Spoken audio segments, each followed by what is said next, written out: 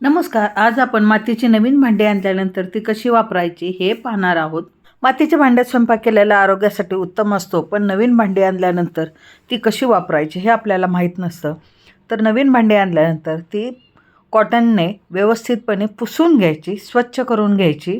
झाकण किंवा जे भांडं आहे ते दोन्ही व्यवस्थित पुसून घ्यायचं आणि मोठ्या पातेल्यामध्ये किंवा मोठ्या टबमध्ये पाणी भरपूर घ्यायचं आणि त्यामध्ये ही भांडी 6 ते 7 तास पूर्णपणे पाण्यात बुडवून ठेवायचे. 6 ते 7 तास मी असंच पाण्यामध्ये भांडं पूर्णपणे बुडेल असं ठेवलं होतं.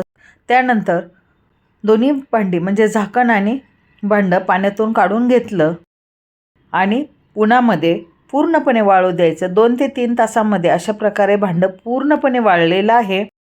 भांडं पूर्णपणे वाळल्यानंतर कोणत्याही प्रकारचं कुकिंग ऑइल लावायचं आहे, म्हणजे तेल आपण जे स्वयंपाकासाठी वापरतो ते तेल भांड्याला आतून बाहेरून कानाकोपऱ्यातून व्यवस्थितपणे लावायचं आहे. त्यासाठी तुम्ही ब्रशचा वापर करू शकता, नारळाच्या केसरीचा वापर करू शकता किंवा हाताने सुद्धा लावू शकता.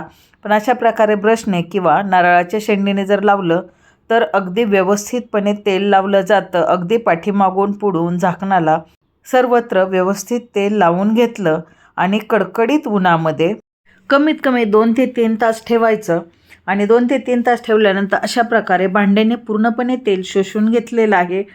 आतून बाहेरून पहा, पूर्णपणे तेल शोषलेलं आहे, अगदी कोरडं झालेलं आहे. आणि आता हे भांडं आपल्याला वापरण्यासाठी तयार झालेलं आहे. हे भांडं स्वयंपाकासाठी वापरण्यापूर्वी त्यामध्ये पाणी फुल भरून घ्यायचं आणि ते पाणी 5 मिनिट उकळू द्यायचं. उकळलेलं पाणी ओतून द्यायचं आणि मगच ह्या भांड्यामध्ये तुम्ही स्वयंपाक बनवू शकता. अशा प्रकारे तवा कढई वापरू शकता. तर तुम्ही नवीन मातीचं भांडं अशा प्रकारे तयार करा.